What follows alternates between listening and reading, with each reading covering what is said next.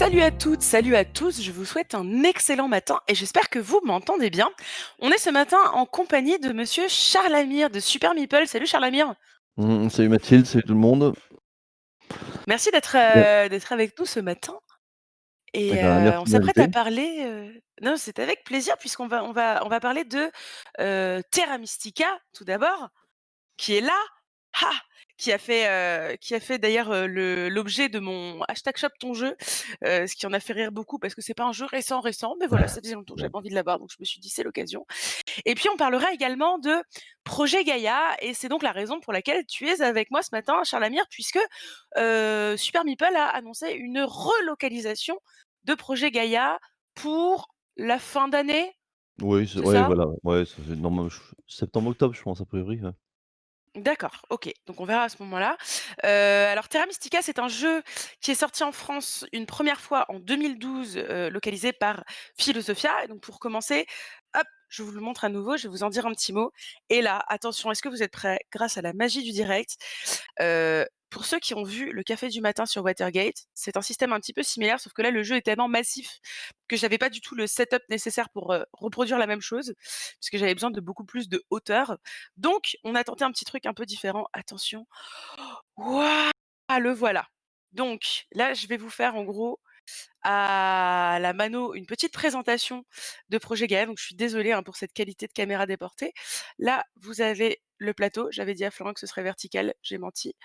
Hop, donc un superbe plateau. Là, vous avez des réserves de pions et puis là, vous avez un plateau, personnel. Donc et puis là, évidemment, vous avez la célèbre, piste Piste de culte. de culte.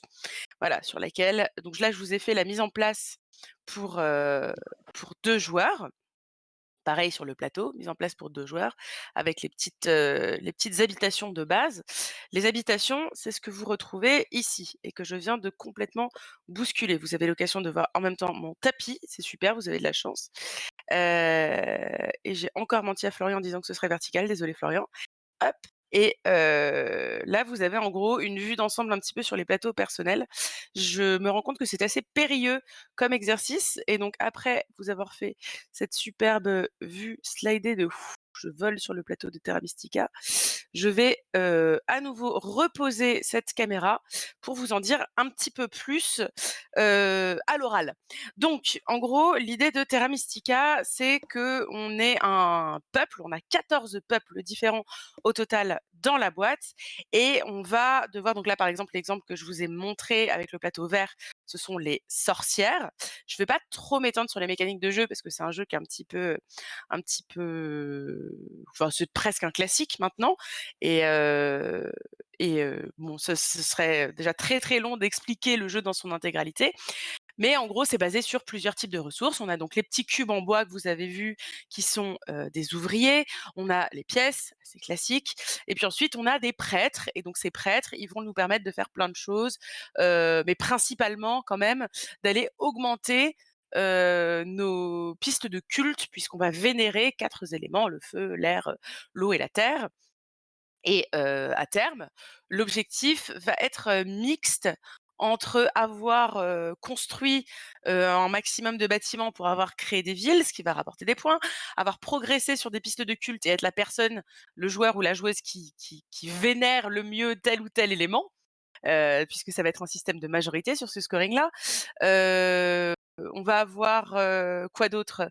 On a les constructions qu'on a faites au fur et à mesure aussi, qui nous ont apporté des points en fonction de si on les a fait dans le bon tempo ou pas. Bref, c'est une espèce de mix. Alors, d'aucuns diraient jeu à l'allemande, je milite activement contre cette expression, donc je vais plutôt partir sur le terme de Eurogames, enfin de Eurogame au singulier.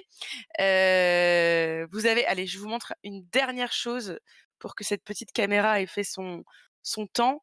Voilà, ça c'est le résumé de toutes les actions. Heu, ouais, je suis verticale.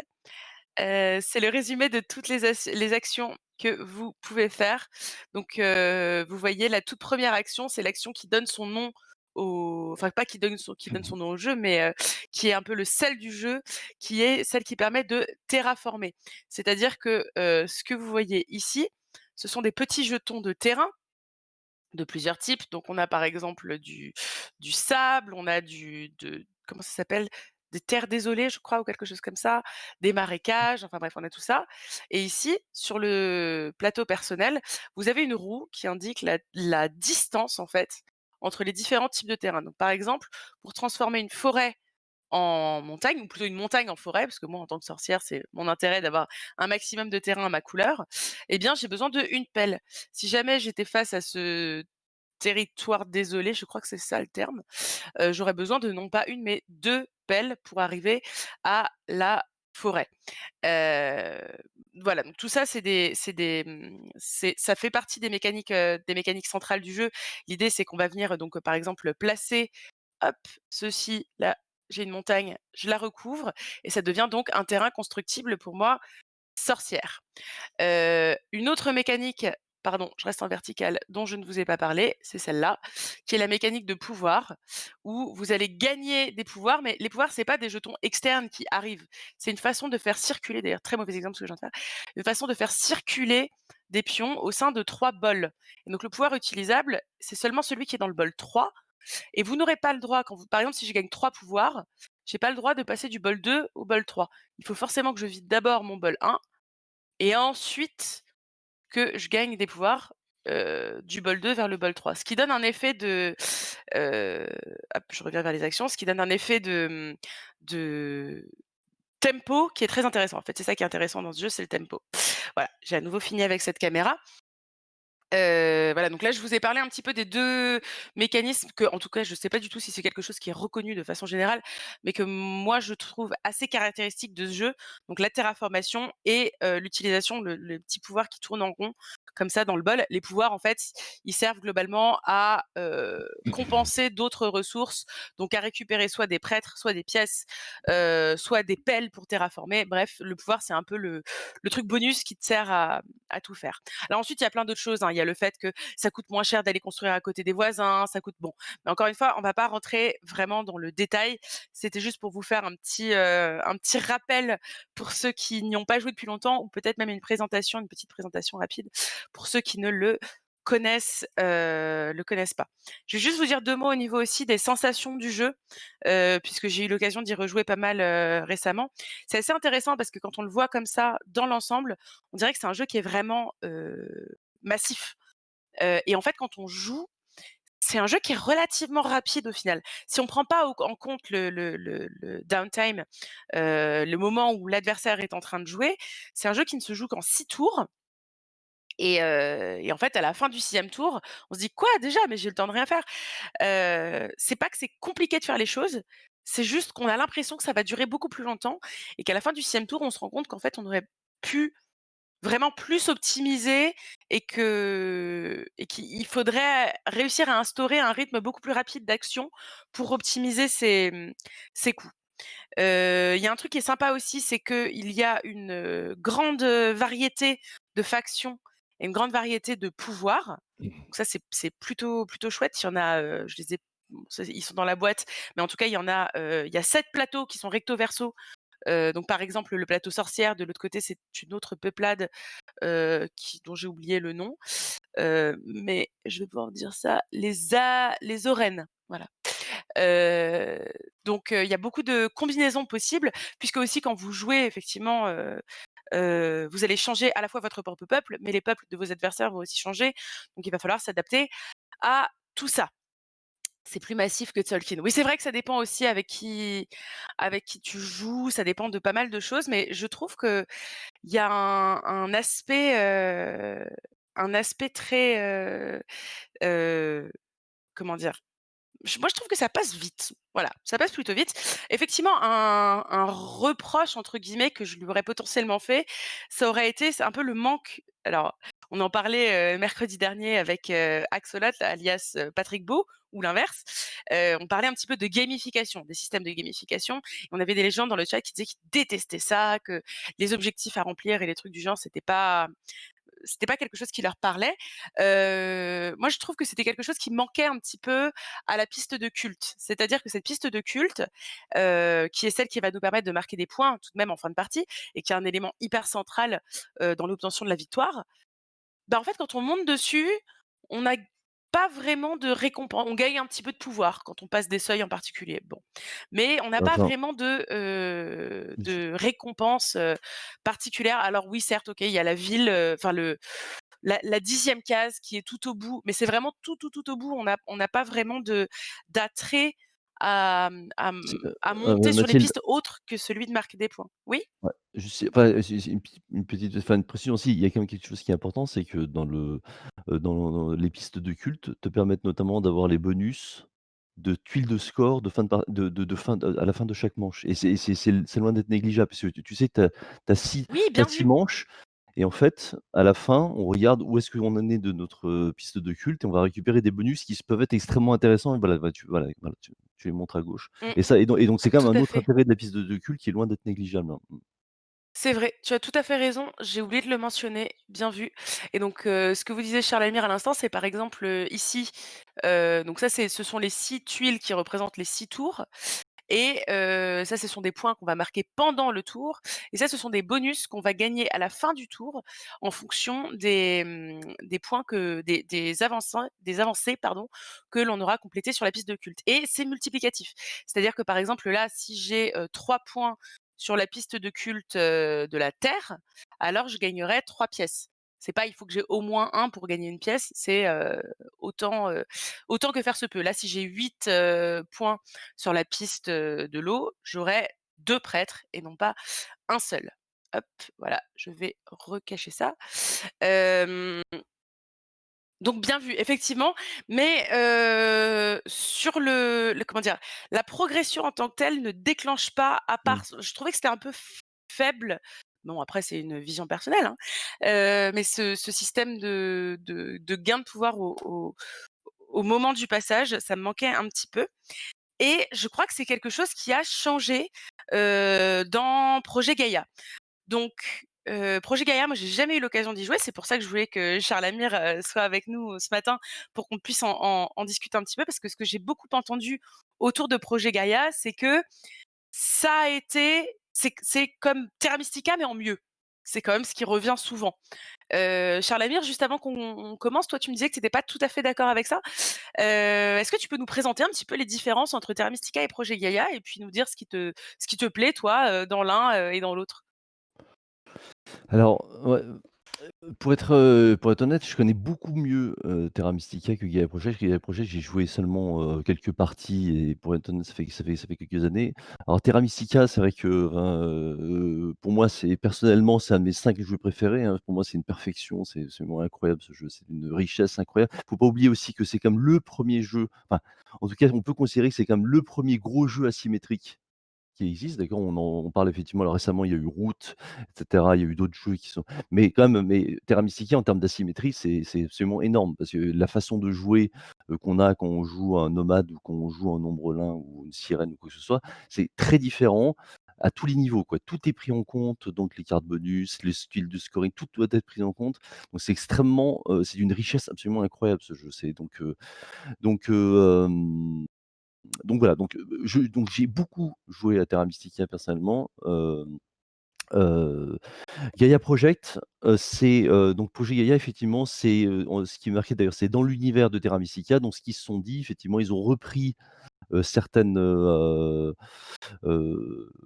cœur du jeu de Terra Mystica, donc c'est-à-dire qu'on est toujours, comme tu disais, notamment sur de la terraformation, donc là on est dans un autre univers, puisqu'on est dans l'univers un petit peu, spatial avec des planètes et cetera dans Projet Gaïa, alors que dans Terra Mystica, ce n'est pas le cas. Donc on a quand même toujours l'idée de terraformer, donc on va terraformer des planètes plutôt que terraformer des terrains dans Terra Mystica. On va retrouver, le même principe, alors les cultes qui sont transposés dans des domaines de recherche, donc des Mmh. domaines de recherche qui sont plus étendus, qui vont donner effectivement enfin qui donc qui ont je vais y revenir, mais en tout cas ils ont transposé ça. On retrouve le principe des bols, les bols de puissance dont tu parlais, qui est quand même une spécificité, une mécanique extrêmement intéressante, je trouve, dans Terra Mystica, donc qu'on retrouve dans Projet Gaïa aussi, donc ce qu'on appelle la puissance. On retrouve aussi tout le principe des bâtiments, qu'on pose, puisque ça va être le but de poser des bâtiments, de créer ensuite, alors non pas des villes, mais des alliances dans Projet Gaïa. Bref, c'est quand même effectivement, c'est quand même très proche. Donc en gros, ils ont pris l'univers de Terra Mystica, donc tout ce qui fait le cœur et tout ce qui a fait le succès de Terra Mystica, qui a été quand même numéro un sur BGG pendant très, très longtemps, hein, avant ensuite de se faire détrôner. Ils ont ensuite rajouté, ils ont fait des modifications qui sont pas des modifications fondamentales, en tout cas pour moi, et qui font que, certains déséquilibres ou certains effectivement, petits manques, comme tu disais par exemple notamment sur les pistes de culte, ils ont rajouté des choses, au niveau des domaines de recherche. Ils ont fait quelques ajustements de règles globalement. Mmh. Ils ont aussi, développé des races qui aussi font des effets qui sont, avec plus d'interaction avec enfin, c'est assez, ils ont quand même aussi beaucoup travaillé. Ils ont pas simplement pris les 14 factions de Terra Mystica, ils les ont transposées dans l'univers galactique en disant: «Voilà les 14 nouvelles fonctions de Projet Gaïa». Ils ont aussi rajouté du gameplay dans ce que font, les factions. Il y a aussi des bâtiments qui sont un petit peu différents, il y a bref, voilà. Il a fait la différence, elle est pas, enfin, en tout cas selon moi, hein, elle est pas fondamentale entre les 2 jeux. Ils ont fait des modifications de règles, ils ont transposé, c'est une question d'univers, hein. Moi, je préfère Terra Mystica parce que je préfère l'univers de Terra Mystica à celui de Gaia Project. Mais bon, ça, c'est évidemment chacun son truc. Mais donc il y a aussi effectivement beaucoup, effectivement, par rapport à l'univers et par rapport à des je vais dire une somme de petits points de règles, de rajouts, qui ont fait qu'effectivement le jeu a globalement davantage plu, hein, puisque, Gaia Project, est même passé devant en termes de classement, puisque je crois qu'il est 9e sur le classement BGG quand Terra Mystica est descendu à 15e. Enfin Mmh. bon, mais sincèrement, moi j'ai entendu pour avoir discuté pas mal avec des personnes, alors effectivement il y a des personnes qui préfèrent Terra Mystica et d'autres qui préfèrent Gaia Project. Voilà, peut-être avec effectivement une petite préférence pour Gaia Project, pour les petites choses qui ont été rajoutées, qui rajoutent encore du gameplay, encore de la richesse à un jeu qui est déjà extrêmement riche de base. Alors j'ai 3 questions pour toi. La OK. première, c'est une question qui nous vient de monsieur François, qui nous a dit, qu'il m'a posée pour toi hier et qui nous a demandé si, ça allait être joli, la réédition de Projet Gaïa, qui est prévue là en fin d'année. Est-ce que ça va être joli? Non, ah bah, ça va être joli. Alors, bah, ça va être le même projet Gaïa que la version, d'Asmodée, hein. C'est-à-dire que, il OK. n'y aura pas de modification. En fait, c'est pas une réédition qu'on fait, hein. C'est simplement c'est une localisation, hein, d'accord? Donc c'est-à-dire que, pour rappel, c'est qu'effectivement, c'était Asmodée qui avait les droits français. Donc, pour rappel d'abord, c'est un jeu de Feuerland, hein. Terra Mystica comme projet Gaïa, c'est ce qui a fait la renommée de Feuerland, éditeur allemand, avec qui on est partenaire donc, depuis maintenant quelque temps, qui est donc l'éditeur, de Terra Mystica et de Gaia Project, et ils avaient donc un partenaire qui était Asmodée et qui a fait la localisation, de projet Gaïa. Finalement, le jeu est tombé en rupture il y a maintenant quand même pas mal de mois, hein, Projet Gaïa, et il n'y a pas eu de reprint qui a été fait par Asmodée, et pour différentes raisons, on pourra y revenir dessus. Bref, donc moi j'ai récupéré, les droits de localisation. Donc localisation comme, la plupart des localisations, donc c'est exactement le même matériel, tout pareil. Ce qui va changer simplement, ce sur quoi on travaille, et d'ailleurs, ce sur quoi on a travaillé, parce que j'ai rendu les fichiers il y a pas longtemps, c'est essentiellement ce sont les règles de Projet Gaïa, parce qu'il y avait eu quand même pas il y avait pas mal de mécontentement quant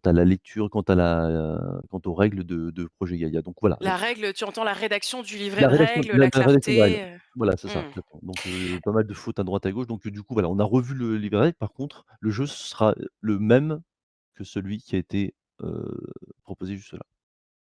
D'accord, Donc ça répond, je pense, à la ouais, question de monsieur François. ouais. Question suivante, qui est, pourquoi avoir choisi de rééditer, Projet Gaïa et pas Terra Mystica?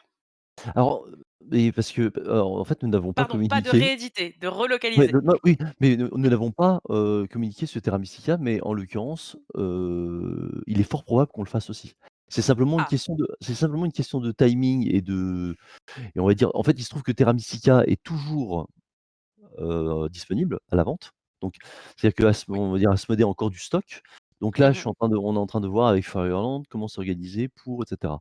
Mais dans le principe, et c'est par contre Gaia Project, effectivement, il y avait un côté plus, urgent parce qu'il y avait plus de stock, et cetera. Donc on a commencé par Gaia Project, mais ça ne veut pas dire qu'on ne fera pas Terra Mystica, d'autant plus que dans Terra Mystica, il y a eu 2 extensions, Je Mmh rappelle mh. qu'il y en a pas eu pour Gaia Project, mais il y a 2 extensions sur Gaia Project.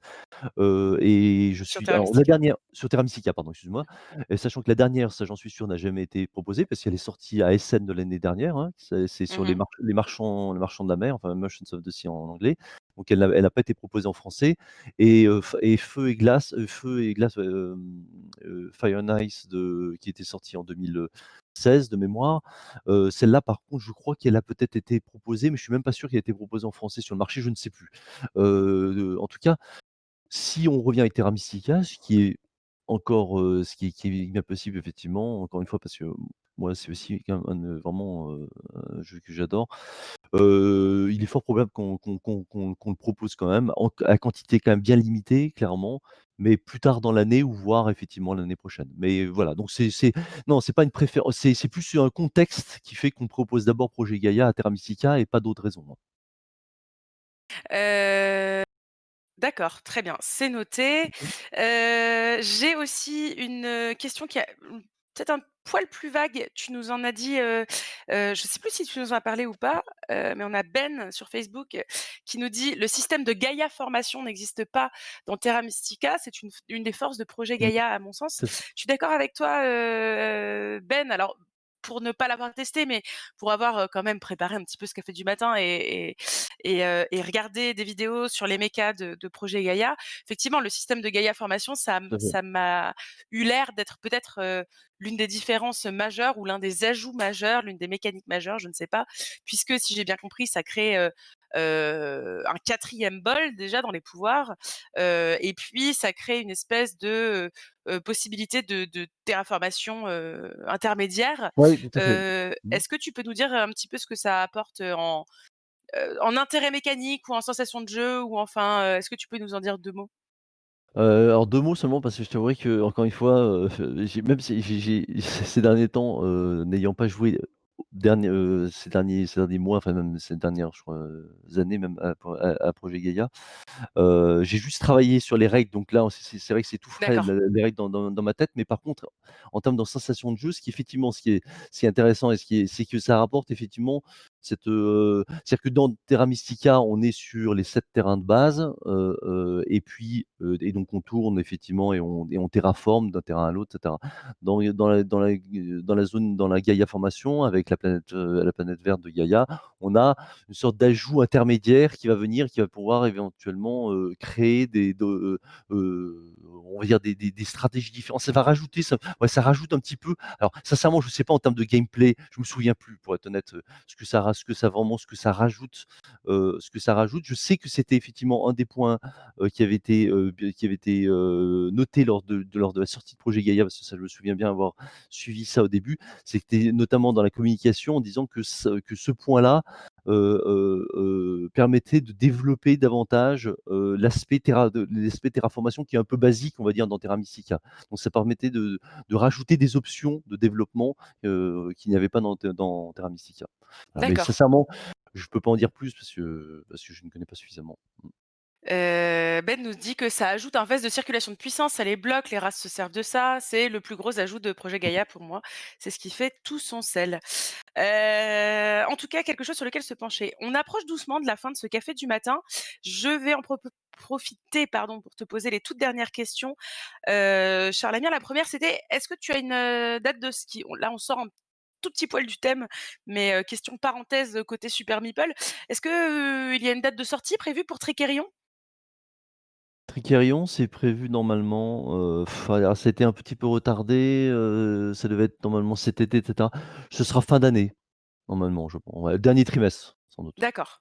Mmh. Et 2 autres questions de, Camille et Appleseed qui nous demandent, au niveau de la réédition, la côté Terra Mystica, est-ce qu'il va y avoir à nouveau un travail, au niveau, par exemple, de la direction artistique, pour Terra Mystica? Et est-ce que, en gros, est-ce qu'il y aura un nouveau travail du matériel ou du visuel à la fois pour Terra Mystica et pour ses extensions? Ou c'est pareil, ça va juste être des relocalisations avec Non, le c'est même pareil. matos que précédemment? C'est Pareil. pareil, c'est pareil, c'est pareil. OK. Enfin, il faut avoir en tête, hein, quand même qu'effectivement ce sont des jeux qui sont assez vieux, que les que, que comment dire? La démarche, hein, sur ce jeu, c'est une démarche, vraiment d'abord de passionné parce que vu les quantités qu'on va faire et vu le travail, quand même que ça demande et cetera, d'un point de vue c'est pas du tout c'est pas rentable du tout. On le fait juste parce qu'on aime bien Feuerland et parce que c'est encore une fois, ce sont des jeux qui sont des jeux vraiment alors tu disais, je savais pas si ça peut être un jeu référence. Je pense que Terra Mystica, on peut quand même maintenant clairement le considérer comme un jeu référence, enfin ou Terra Mystica, Projet Gaïa. C'est quand même des jeux qui sont effectivement enfin qu'il faut quand même avoir testé une fois parce que c'est différent et c'est vraiment des super jeux. Mais voilà, encore en termes de volume, on est quand même sur du gros jeux, qui sont assez vieux donc certes sans doute, déjà pas mal de personnes les ont et ne les rachèteront pas donc les tirages sont faibles donc on peut pas se permettre de toute façon dans tous les cas, à partir sur un développement, artistique échanger quoi que ce soit. C'est parfait parce que tu m'as presque coupé l'herbe sous le pied. C'était ma dernière Ah, question qui était: quelle était la démarche, derrière la volonté de réédition? Mais c'est parfait, tu y as répondu d'avance. Et bien, écoutez, je crois qu'on a un petit peu fait le tour de tout cela. J'espère que vous avez eu les petites infos que vous souhaitiez. Donc, voilà, un petit visuel de Terra Mystica et puis pour Projet Gaïa, il faudra attendre, donc, septembre, octobre. Ce sera chez Super Meeple. Merci beaucoup, Charles Amiel, merci à vous. d'avoir été là ce Merci, matin et merci, merci ouais. à comment? J'ai dit merci, merci, en tout cas merci et puis, désolé de ne pas avoir pu, répondre en précision précisément sur les points de Projet Gaïa et cetera. Encore une fois, voilà, c'est Je pense que c'était assez, mmh, déjà, informatif et puis, de toute façon, il y a des vidéos ouais, c'est complémentaires, sûr. des C'est pas ce qui articles manque, si ouais, vous voulez chercher c'est des pas ce qui petites manque. infos. Mmh, mmh. Hem, mais en tout cas, on en sait un petit peu plus et puis ça nous a donné l'occasion aussi de te poser la question sur Tricerion. Donc c'est parfait. Merci beaucoup et puis merci à vous également, qui nous avez suivis de chez vous. Puisqu'on nous sommes vendredi, on se retrouve, cet après-midi pour le bilan ludique de la semaine, pour savoir un petit peu de quoi on a parlé pendant les cafés du matin, à quoi on a joué cette semaine et de quoi on parlera la semaine prochaine. C'était Florian Belmont à la réalisation, c'était Charles Amir de Super Meeple en tant qu'invité, et puis c'était moi qui vous ai parlé. C'était sympa aussi. Salut, salut, à cet après-midi. Merci. Bon après-midi, bonne journée. Ciao.